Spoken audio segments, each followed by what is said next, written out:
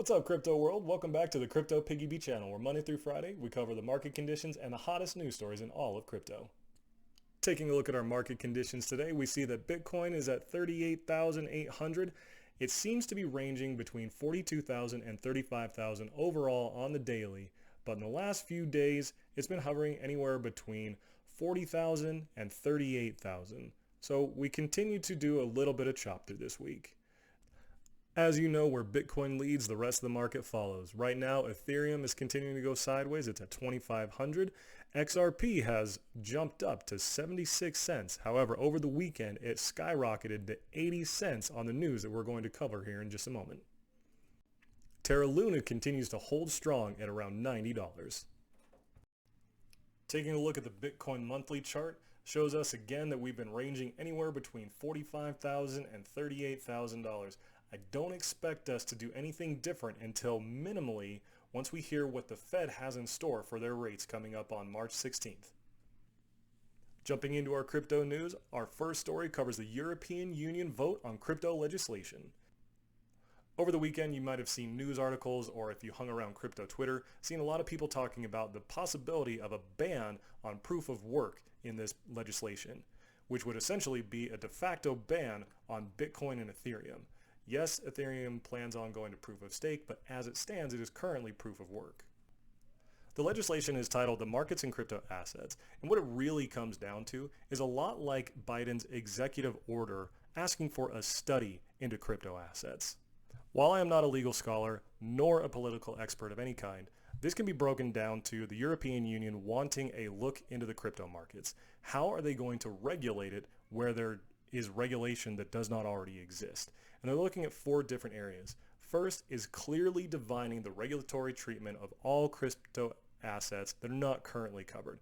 Then they want to support innovation, instill appropriate levels of consumer protection and market integrity, and ensure financial stability. Now there's a lot to unpack there, but mostly what this means is we need to figure something out and let people know, let institutions and banks know, how are you going to be able to interact with crypto in the limits of the law. So what this does is it provides just another step forward in having crypto become adopted not just by small countries, but by one of the largest conglomerate of states in the world, the European Union. They're saying, we know that crypto is coming. It's already here for many of us, but for the majority of the world, they're not into crypto and they need to know how to navigate properly. So the European Union is saying, let's figure out what's going on and how do we tackle this before it gets away from us. Our next story relates to the first in that it tackles worldwide issues in the crypto community. Michael Saylor and Elon Musk, 2 of the juggernauts in the crypto space, had a bit of a debate over the weekend, talking about what people are going to do with all this economic uncertainty. Saylor noted that when inflation rises, and this is a worldwide issue right now, people want to take their money, their dollars, whatever fiat currency they're using, and place it in a haven in some sort of asset that's going to maintain its value over time, even if the value of their fiat currency goes down. And he talked about sources with scarce assets such as Bitcoin, gold, real estate, etc. Elon Musk quipped that it's not entirely unpredictable that Michael Saylor would reach that conclusion considering his enormous amount of investment in Bitcoin. Chances are, if you're watching this video, you might agree with Michael Saylor's assessment that Bitcoin is a hedge against inflation, considering it's a provably scarce asset.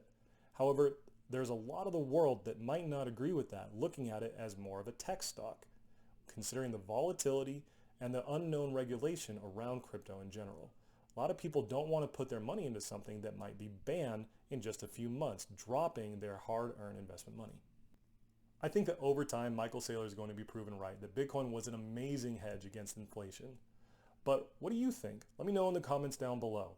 Do you think people are hesitant to get into Bitcoin because of regulation or for another reason? And our last story, and possibly the biggest over the weekend, was XRP's price exploded after the judge issued a ruling against the SEC. The court documents show that Judge Torres denied the SEC's motion to strike Ripple from using the Fair Defense Notice. Ripple's general counsel stated, "Today's order confirms that there is a serious question as to whether the SEC ever provided Ripple with fair notice that its distributions of XRP since 2013 would ever be prohibited under the securities law. We will continue to fight hard in defending this case so that the industry can get the needed clarity it deserves to move forward and thrive." Now be aware that just because the judge voted in favor of XRP in the fair defense notice does not mean that the case has been dismissed, settled, or decided in anybody's favor. We still have to wait until all the evidence comes through and either the judge makes a determination or there is a settlement. And right now, many people believe, including Ripple and its general counsel, that if a determination is made without settlement, that could likely be toward the end of the year in November of 2022. That's all for your updates for today. Make sure to like, subscribe, and comment down below on any of the stories that we covered, and we'll see you on the next one.